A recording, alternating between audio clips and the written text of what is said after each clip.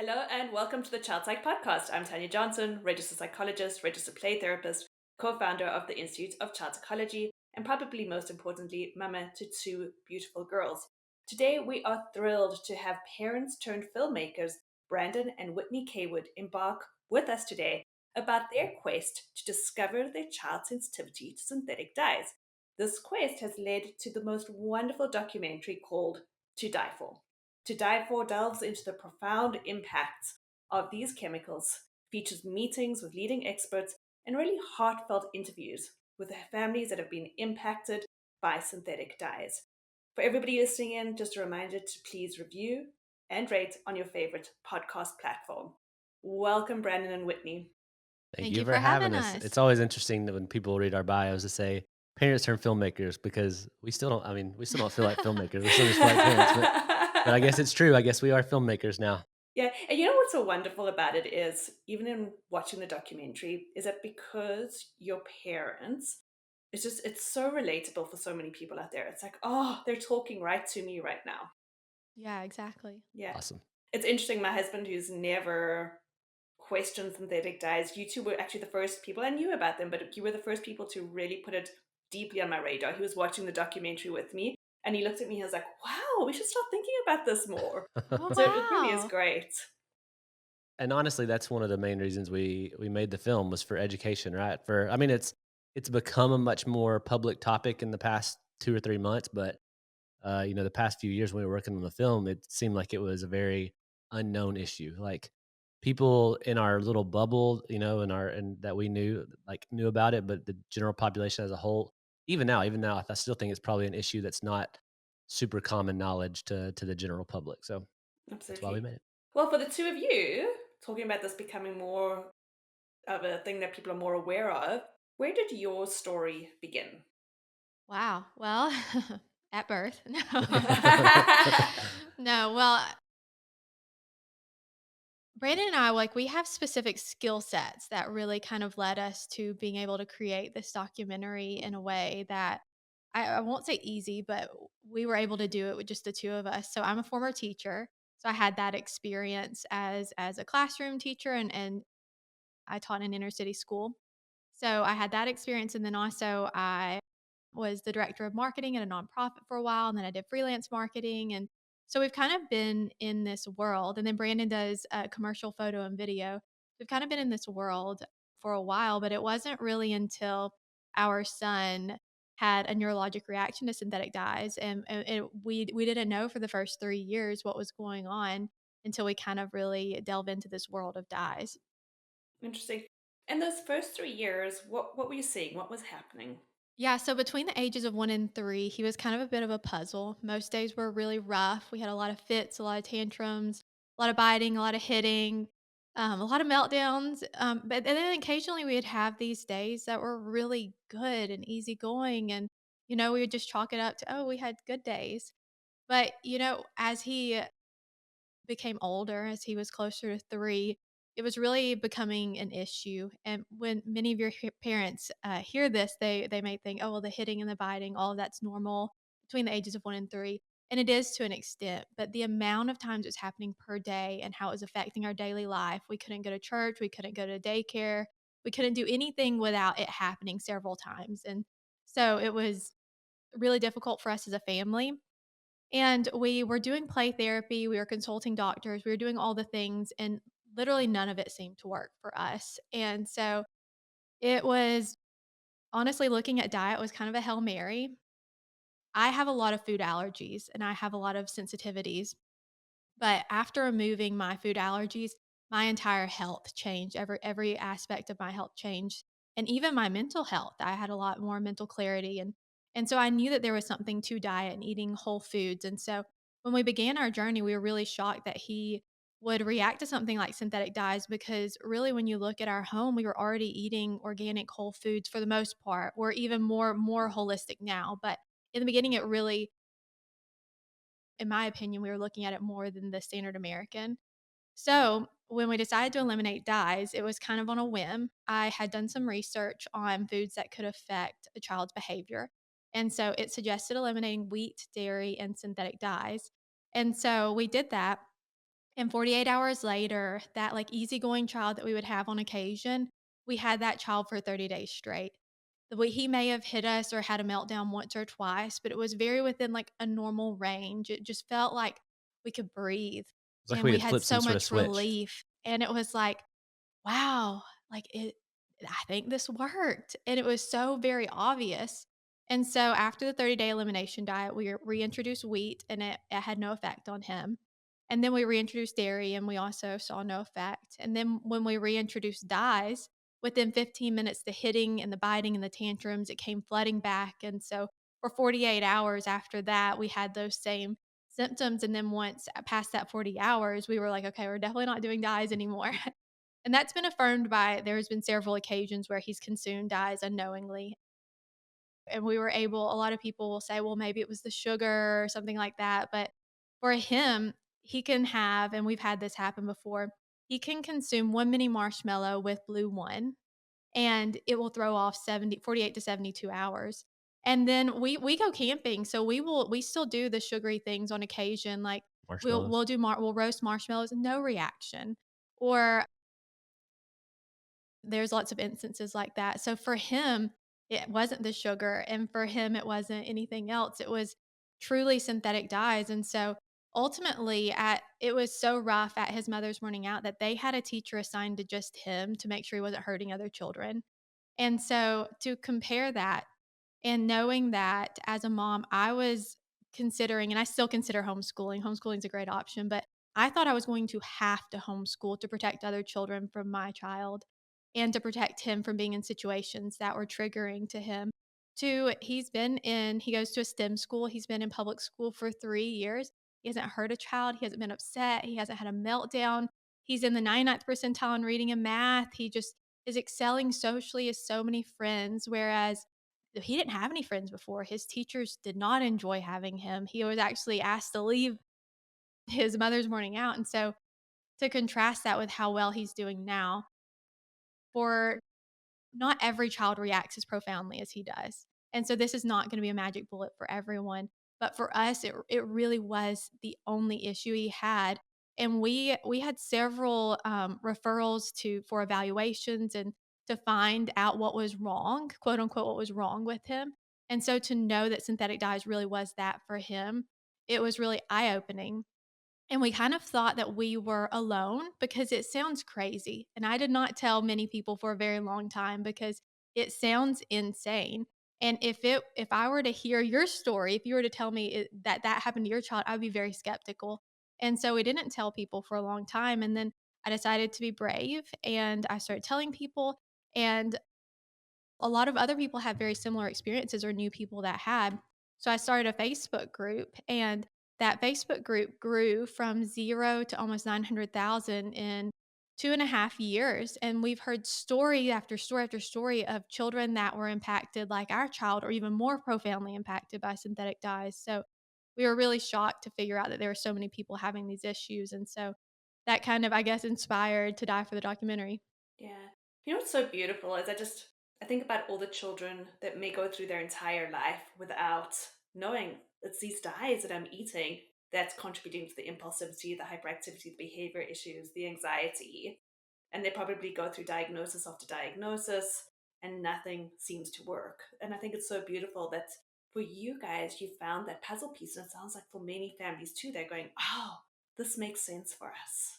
Well, I think, and what we've kind of experienced too, like as we grow in our personal journey, dyes are they are affecting a lot of people, but they're not the only thing in the world. Like obviously, every child with behavior issues and things like that, it's not always going to be dyes. But knowing that, making this more aware that this could be the option, and connecting that dot for the families that that is the reason, or that it does have some sort of influence on a child's behavior or their impulses or whatever.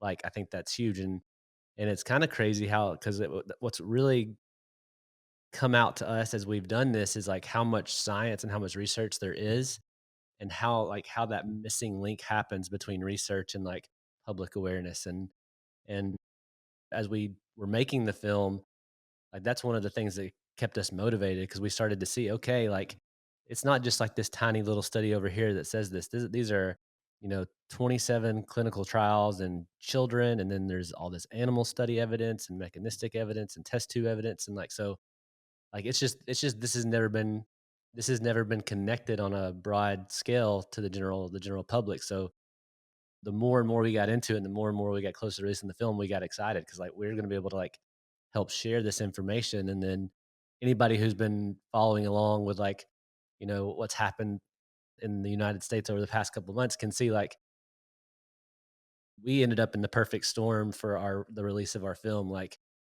3 months before our film came out, all of a sudden, there's all these influencers and political people talking about synthetic dyes, and like it just kind of all accumulated at this perfect time for our film to come out. And so it's been really cool to see that, and really cool to see like that awareness and getting that information out there, like making that grow and being a part of that. So I love it. Dr. Bevans was a pivotal turning point in your journey. Can you talk just a little bit about that encounter for you? Yeah, so Dr. Bevans, which is, you now we stalked call her. her Rebecca. I mean, she's kind of famous in the dyes world. I mean, she for a long time was the only resource that, dye-free families had. So when we started our documentary, I knew that she had to be in it. And so I messaged her on Instagram and she didn't respond. I messaged her on Facebook and she didn't respond. I emailed her at work and she didn't respond. And then finally I got her to respond. And she said, "Okay, call me." And we talked on the phone for like 2 hours and she agreed to be in our documentary. And she was really, I guess, the connecting piece for us to the science world because she was very well connected. And so she connected us with Center for Science and the Public Interest and many of the key researchers. And she connected us specifically with Lisa, which is was the lead scientist at CSPI, who then connected us with Thomas, which is a toxicologist and a scientist at CSBI. And in addition to that, Dr. Joel Nigg and Dr. Jim Stevenson. And Dr. Jim Stevenson is actually the researcher in the EU whose research is responsible for the warning label. So we really have, I mean, if you were to watch our documentary, you're like, okay, there's these researchers, but in the science world, these people are like the A team. They are the world's leading synthetic dye experts. And so we have felt so strongly that our documentary is accurate and that we have a scientific consultant and that everything that is said is truth and not over dramatized because we feel like the science is enough. We don't have to over dramatize it. There's enough evidence of harm that we need to be concerned. And so she really was a key connecting piece in all that. And she actually connected us with one of the families that's in our documentary as well. So what's interesting is when we filmed our documentary, we had no idea what it was gonna look like. No idea when we were gonna put it together. We talked about an outline, but really it was very fluid. And so kind of halfway through editing, Brandon was like, maybe we tie it all back into, I mean, all the families in our documentary, minus us actually, they found out that their child was sensitive to dyes because of Dr. Bevan's TED Talk.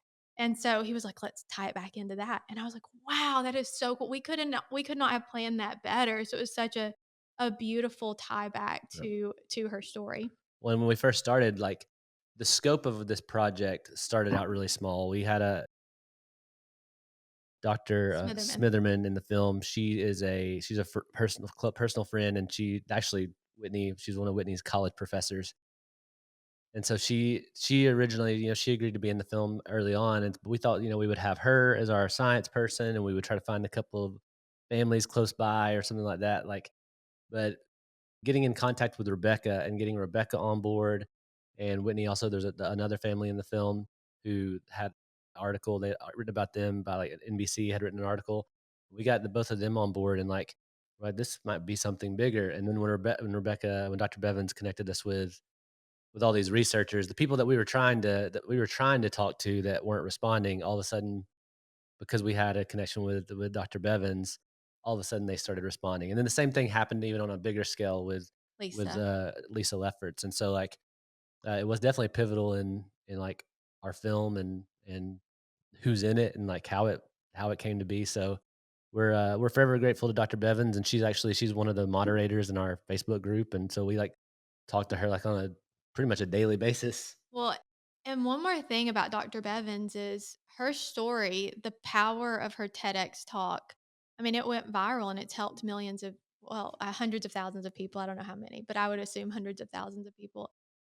And so that was really a proof of concept of how powerful story is. You know, as creatives, we know the power of story, but really, if we were to do a documentary just about the science, I don't think that many people would have as many takeaways as you would have because you hear that the OEHA report, which takes into account 27 clinical trials, it concludes that it can cause hyperactivity, inattentiveness, restlessness, sleeplessness, and irritability in some children. And you hear that and you're like, oh, well, I don't want that. But then when you really see what that looks like in a family and how, impactful that can be, then you really, really start to understand the cost of having something, an additive in our food that's really just used to color it. That's just a cosmetic use that has no purpose other than to be marketed to us. And so I think that the stories in Dr. Bevan's story was really a proof of concept of how powerful storytelling can be. I agree with you. And I think for so many families, they're perhaps watching in going, that's me right there. Okay, so for parents listening in, you go into this beautifully in the documentary, but for people who haven't seen the documentary yet, let's chat a little bit about dyes. What are they made from? Why do we want them out of our food? What's going on here? So a lot of the dyes that they were originally derived from coal tar, and then that's kind of I think how they were originally discovered was like coal tar. They've since kind of moved away from coal tar. I don't think many of them are coal tar derived anymore, but now they're derived from petroleum, like a byproduct of petroleum, and then other chemical methods for making them. But yeah, they're a synthetic man-made substance that, like Whitney said, the only purpose for synthetic dyes are cosmetic. And like, a lot of times we say like they're makeup for our food. They have no preservative value. They really, I mean, they don't really have a taste. If you use too much like food coloring, I'm sure people have done that before where they've colored their icing like to the point where like neon. Sometimes you can kind of taste almost that like chemical artificial taste, but they're not supposed to have a taste. And then they have no preservative value, no nutritional value. Sometimes you'll hear industry say that they are used for like shelf life, and that's not it's not because they have a preservative value, it's that they're talking about the actual appearance on shelf life. So natural colors are much quicker to like change colors, like the longer they sit on the shelf or like get exposed to light and things like that. Whereas synthetic dyes, they do hold color a lot longer, and that's what they're talking about when they're like they help extend shelf life because our food industry has become how much preservatives can we put in something to make it last as long as possible so that it doesn't have to be thrown away, we can make money off of it. So that's obviously important to industry, but like Whitney said, when it comes to the science and the issues that they cause, if you anybody who would look at something like a cost risk analysis would quickly say, okay, the risk of these synthetic dyes far outweighs like any type of benefit that they might provide, when especially the only benefit is like to brighten food. So Well, and on top of that, they're often used to color unhealthy foods and to kind of mimic natural foods. Like if you oftentimes you'll see something that is marketed to us to either for children or as like a healthy alternative and they use natural flavor. Well, natural flavor is colorless. Say it's a strawberry protein shake and they use natural flavor. Well, they haven't used real strawberries, so it's white or oh, you an mean ugly color, artificial flavor? artificial flavor. And so so instead of using strawberries, they'll use an artificial flavor. Well, they need Red 40 or Red 3 to make it look like strawberries instead of using real strawberries to begin with. And so I think when you look at that and then coupled with the fact that it's so pervasive in children's food and that, they're really playing off of the psychology of children liking brightly colored foods, it really becomes kind of villainous, honestly. Like instead of using real foods, they're just making it neon so that children want to consume it. And especially when you look, I mean, you can get really granular and look at how it's marketed to children, and then it just kinda makes you irk. I mean, as a marketer, I get it. It's bright, children love it, but really, we need to be moving past this place where we're looking at just cost and we're looking at, what are we putting into the world? Is this going to harm the world, or is this going to, make the world better? Because we're really getting to a very dark place as a society in terms of mental health and our health outcomes. And we really, as a society, need to be asking companies to do better. Well, like Whitney said too, like sometimes synthetic dyes are used for greenwashing. When like in our story, after we figured out with Atreyu that he was sensitive to dyes, and we were looking at products and trying to eliminate them. Our first step was like taking things out that we could see that dyes were in, like the real obvious stuff. We had an incident where Whitney had these spinach tortilla wraps that she typically used and never thought about it. And Atreyu, like our kids would normally eat just like plain flour tortillas, and they ran out of theirs, and so Whitney used one of hers. He had a really bad week that week. Come to find out, the green in the you would think the green in the spinach tortillas would be because there's spinach in the tortillas, which Yes. there might be a little bit of spinach, but it also had like blue and yellow dye to make it green. So it's kind of crazy to I don't know. It's used a lot of times to market to kids, but then you can also find it in places like that Oh, it's where foods that are terrifying. supposed to be healthy or marketed as healthy, and they have these synthetic dyes in it. So Oh, and I think I forgot to mention in our story, really the only place our child was consuming synthetic dyes regularly was his daily allergy medicine and the occasional like Benadryl prescription antibiotic. He had chronic ear infections that year. So he was on 6 to 8 antibiotics that year. And then the doctor said anytime he had a runny nose, give him Benadryl.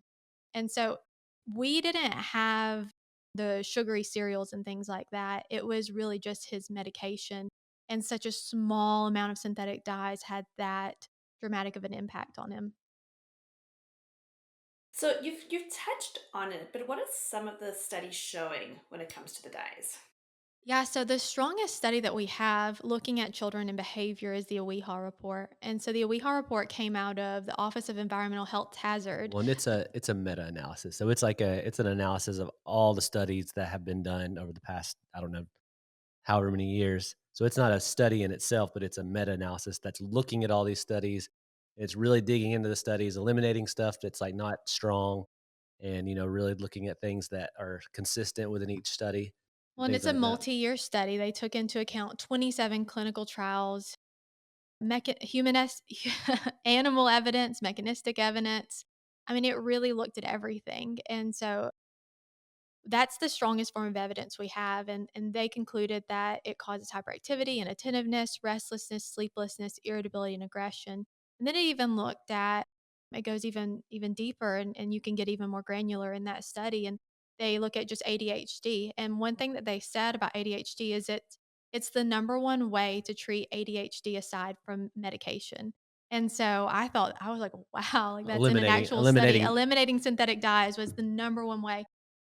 And then also it goes into even looking at, and I was very interested in this and I was surprised that it was even in the report, but it was showing, people that are in poverty, and then also people that are in that black and brown community, like they oftentimes have less access to healthy foods, and then also more they consumption. consume more synthetic dyes. And they even looked at in pregnancy, and it got really granular. And so I think that, we have a ton of evidence, and even aside from the hyperactivity side, we know that red 3 and yellow 5 can be genotoxic, which when something's genotoxic, that means that it can damage the DNA. That DNA can be passed from you to your child or from your child to their child, and can also lead to like a tumor.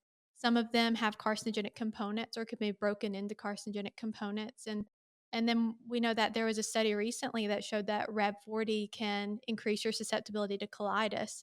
And so those are some of the studies that we have looked at I closely, think but there's one of the also studies studies on memory. Yeah, one of the studies looked at and said that showed that some of these dyes are causing microscopic changes in the brain. So a lot of times you'll hear people ask, is this just like an allergy, or are these synthetic dye reactions, are they allergic reactions?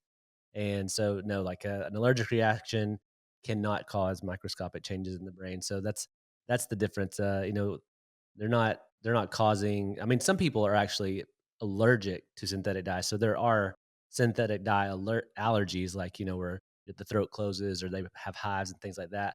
That does exist, but what we're looking at a lot of times with these neurological reactions, they're completely different than an allergic reaction, and in the sense that they are at some, sometimes they are actually making physical, like microscopic physical changes in the brain. So that they don't, the studies, obviously there could be much more studies getting on a more granular level of like what's actually happening. Those studies haven't happened yet, and I'm sure the scientific community would love to dive into that and do that. But of course, studies like that have to be funded. They're extremely expensive.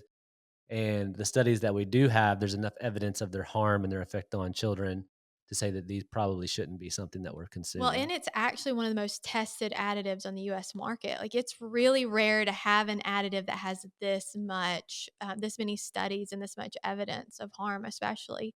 And so, in addition to just the studies, anecdotally in our group, we have almost 900,000 people. So we've heard thousands and thousands of stories of impact. And many families claim that they notice that their child, not only like the neurologic reactions, but their child maybe was struggling with suicidal ideation or anxiety. Or one of the girls in our documentary, she had been informally diagnosed bipolar. She was too young to formally diagnose them bipolar, but she had all the markers. And then you remove dyes, and those symptoms, they are manageable all of a sudden.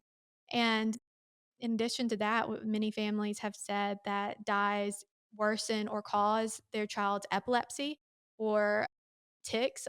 Many families have said my child's ticks are worse on synthetic dyes. And so I do think that in addition to many of the studies that have formally been conducted, there's a lot more harm than I think we even know about.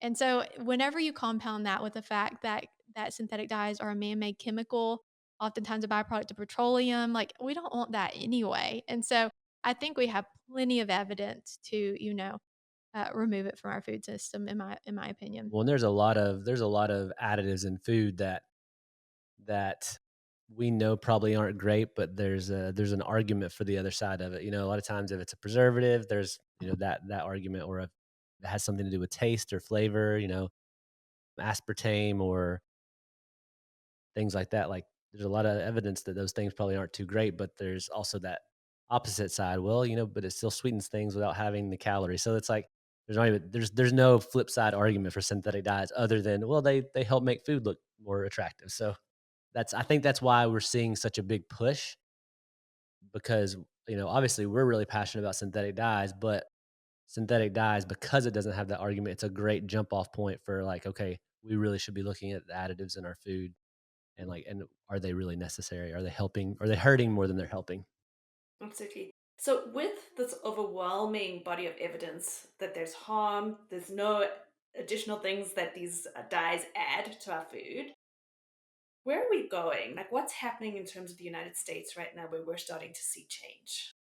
Yeah, well, I think we're in kind of an incredible place. 3 years ago, I mean, people kind of looked at us like we were crazy when we started our documentary, and people had not really heard about it. And then all of a sudden, all this information came out, and I do think we had a tiny part in that, in getting the awareness out there and growing a community. But really, people are talking about it. And when we started our documentary, in addition to just information coming out. When we started our documentary, we interviewed a senator in California, and he was one of the first people to talk about synthetic dyes on the political stage. And so California was actually the first state to ban Red 3. And then the FDA followed suit. And then California was also the first state to ban synthetic dyes in public schools.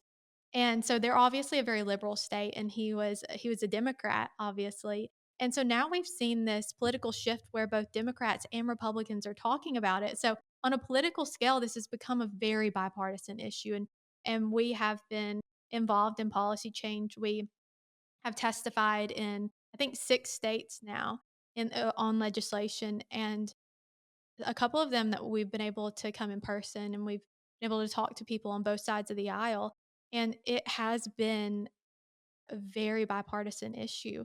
And in West Virginia, it was one of my favorite parts of the legislation in West Virginia. West Virginia has now banned synthetic dyes in their state, come 2028. And so one of the West Virginia is a very Republican state. They have a mega majority.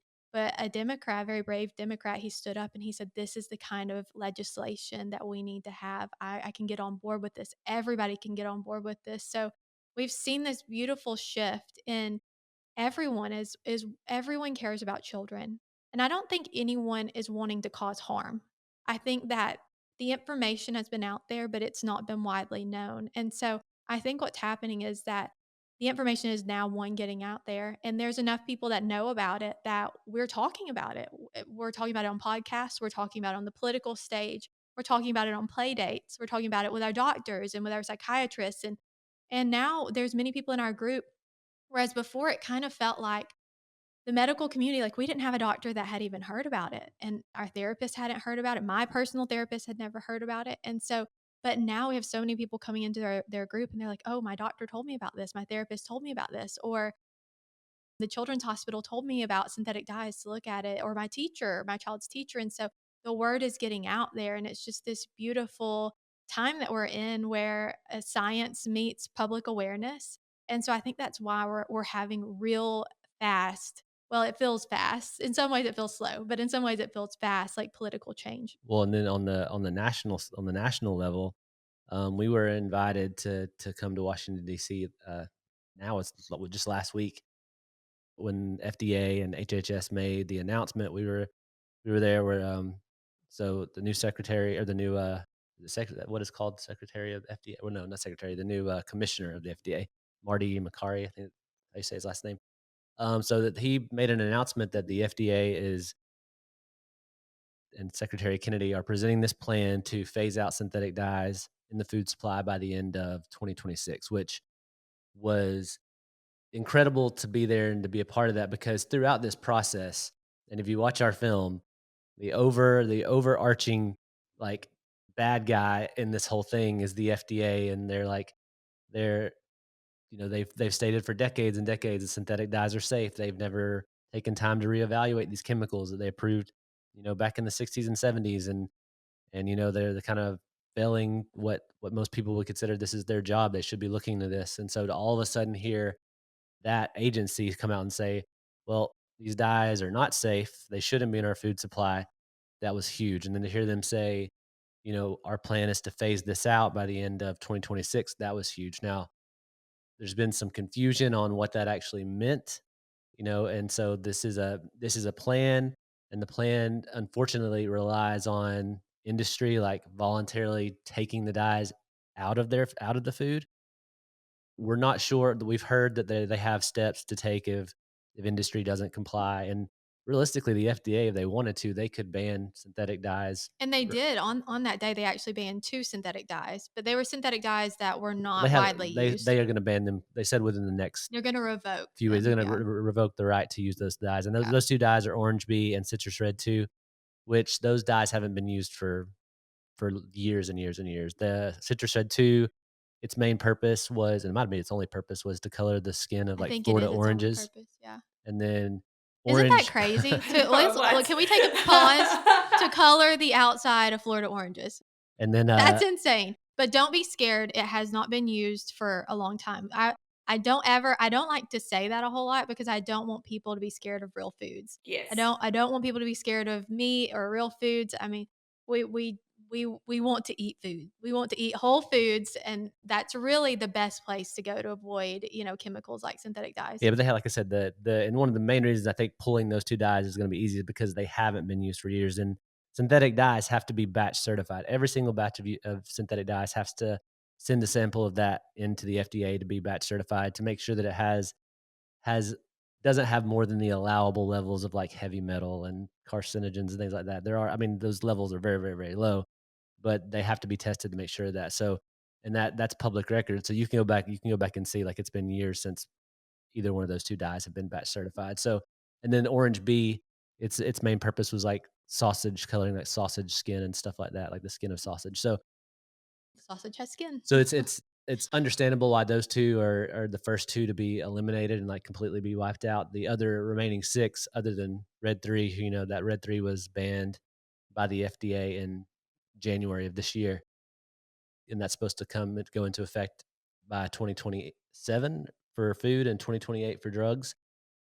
They did say they're trying to move that date up, so that's another positive thing. Like the red 3 is still in plenty of drugs and candies and things like that, but Well, they also said they were gonna fast track approving some natural alternatives, some natural dyes. So I also think that's a really good step. So a right. So lot of good steps it's have been all made. we're very optimistic about all the announcements that's were made, and like we want to be optimistic that okay, maybe industry will comply with this, but we're also like, we don't want to get too excited that We industry have is let's be real, we have trust issues. So we are still pushing for legislation at the state level because we really need to be holding both the FDA and states accountable for obviously taking care of their citizens. well, and what we feel like that what that announcement did, aside from get people excited, make awareness is okay, that gives us a lot of like hard points and arguments for states. So now states have an implementation date. So if the FDA says they want them out by 2026,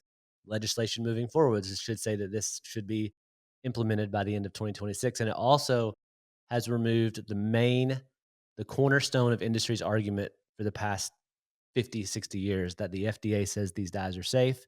We're following FDA regulations. We're not doing anything that we're not supposed to do.